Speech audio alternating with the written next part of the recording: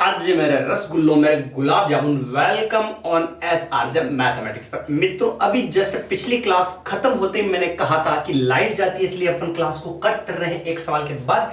पर हम क्लास को कट रहे हैं पर सवालों को कट कर रहे हैं, पर वीडियो आना रुकेगा नहीं और झुकेगा नहीं। क्यों? क्योंकि मैंने कहा था कि जैसे आपने ये सवाल खत्म किया और आपको अगला सवाल मिल जाएगा, तो मिल चुका है तो फटाफट से मोबाइल को कीजिए आड़ा और वापस लग जाइए लाइन पे।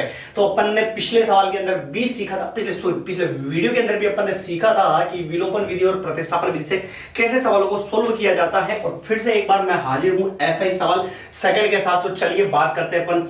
फर्स्ट वाली इक्वेशन है तो उसको अपन लिखेंगे यहां पे 3x + 4y = 10, और दूसरी इसको दे देता हूं मैं समीकरण नंबर 1, वो है 2x - 2y = 2, और इक्वेशन नंबर हो गई अपनी ये 2। यहां तक कोई दिक्कत नहीं होनी चाहिए भाई। पहली इक्वेशन दी अपन ने और फिर दूसरी इक्वेशन दी, ठीक है गुरुजी दे दी। अब इसके बाद में आपको क्या करना है, देखना इधर जो भी आता ना उसको इधर से गुणा करवाएंगे। x के गुणा में सेम नहीं है ना, तो इधर x के गुणा में क्या 3 है ना, ये 3 किससे गुणा होगा, इससे गुणा होगा, मतलब यहां पे क्या लिख दो 3। समझ गए इस चीज को? इधर जो भी गुणा में होगा x के उसको इससे गुणा करवाना है तो यहाँ पे 3 लिख दिया। इधर x के गुणा में जो भी होगा उसको ऊपर से गुणा करवाना है तो 2 था, इधर क्या लिख दिया बेटा 2 लिख दिया। आया क्या समझ में? इधर जो भी है वो इससे गुणा होगा, इधर जो भी है वो इससे गुणा होगा, तो अपन ने दोनों को लिख दिया। समीकरण 1 किससे गुणा हो रही है 2 से, तो यहाँ पे लिखूंगा मैं समीकरण 1 × 2 व समीकरण 2 किससे गुणा हो रही है संख्या 3 से, तो समीकरण 2 × संख्या 3। ठीक है सर, समीकरण 1 को गुणा कराओ 2 से, यानी ये समीकरण 1 जो 2 से भी पूरी इक्वेशन 2 से गुणा होगी, ठीक है ना। तो 2 से गुणा होगी तो 2 × 3 6 और x, फिर प्लस 2 × 4 8 और ये y, फिर बराबर 2 × 10 क्या होगा 20। ठीक सर, अब ये समीकरण किससे गुणा होगी 3 से, 3 × 2 6 और ये x, फिर माइनस 3 × 2 6 और ये y, और फिर बराबर में क्या है 3 × 2 ये भी क्या हो जाएगा बेटा 6 हो जाएगा। क्या होगा 6, और बराबर बटे वाला लगा दिया। फिर अपन ने क्या कहा था कि चिन्ह चेंज करेंगे तो माइनस कुछ नहीं है तो माइनस है तो प्लस, और कुछ नहीं तो माइनस, ये तो कटेगा, इसकी फटेगी भाई, फटेगी तो ये आएगा 8y और फिर प्लस का हो गया 6y, फिर बराबर 20 - 6। ठीक है, ओ नो यहाँ की गड़बड़ होगी क्या, ओ जहां दो y का मान 1 आएगा, y का मान 1 आ जाएगा। चलिए 8 और 6 को जोड़ू मैं, 8y और 6y तो हो गया 14y 14y, और इधर भी घटाया 14, y = 14 और इंटू वाला 14 बटेवा में जाएगा 14 × 1 = 14 1, यानी y बराबर क्या हो गया 1। आया क्या समझ में? y बराबर क्या हो गया गुरुजी 1 हो गया, y का मान आ गया अपने पास 1 आ गया। तो फटाफट से एक बार इसको छापिए, छापिए का मतलब दिमाग में उतार लीजिए, बस ज्यादा रटना भी नहीं है आपको, ज्यादा रटोगे तो फिर दिमाग फटेगा, और फटेगा तो फिर बहुतों को दिक्कत हो जाएगी भाई, पता नहीं कहां से फटेगा। ठीक है ना,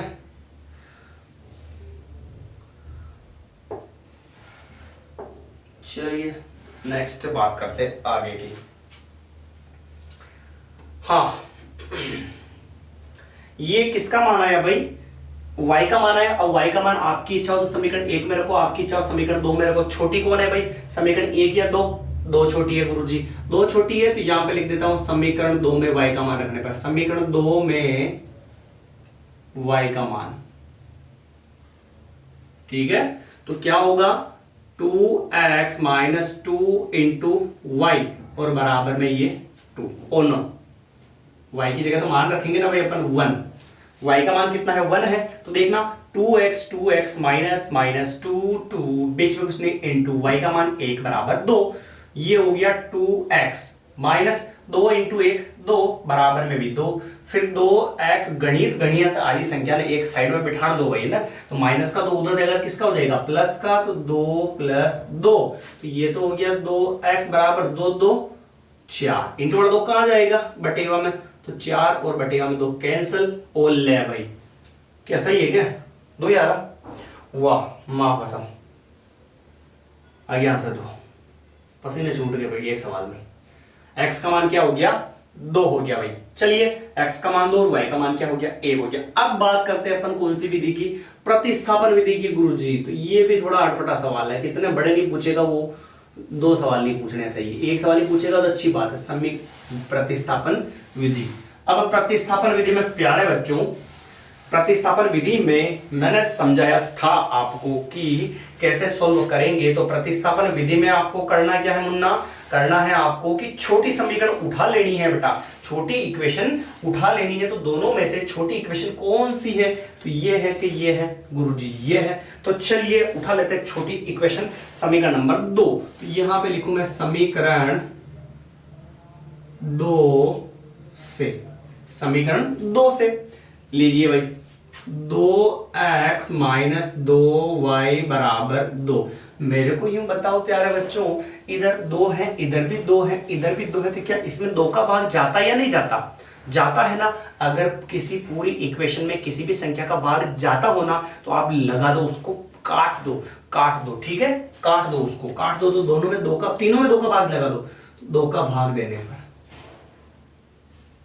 2 का भाग देने पर 2x बटेवा 2 माइनस 2y बटेवा 2 एंड बराबर में भी ये 2 बटेवा 2, 2 से 2 कट, 2 से 2 कट, 2 से 2 कट, इधर तो क्या बचेगा x माइनस ये कट गया, क्या बचा y, फिर बचेगा 2 में 2 का भाग 1 बचेगा। आया समझ में। अब मैंने कहा था कि जिसके गुणा में कुछ नहीं है गुरुजी, दोनों के गुणा में कुछ नहीं है, दोनों ही लग रहे हैं अच्छे एकदम चक्कास मस्त, टिम्बा और पुमुन, देखा ना द लोयन की टिम्बे। अपन को लगता है कि अपने ही दिमाग में जुअल है, बोलता ना ऐसे। तो जिसके गुणा में कुछ नहीं उसको इधर दोनों के गुणा में नहीं है, पर बेटा ये प्लस का है तो प्लस वाले को इधर रखो और माइनस वाले को उधर भेज दो। तो यानी 1 और माइनस का इधर जाएगा, किसका हो जाएगा, प्लस का। ये हो गई अपनी समीकरण नंबर 3। और मैंने बताया था जो भी नई समीकरण बनाएंगे अपन, वो हमने जिससे बनाई मान उसमें नहीं रखना है। तो अपन ने 2 से बनाई तो मान 2 में नहीं रख के किस में रखेंगे, 1 में रखेंगे। तो समीकरण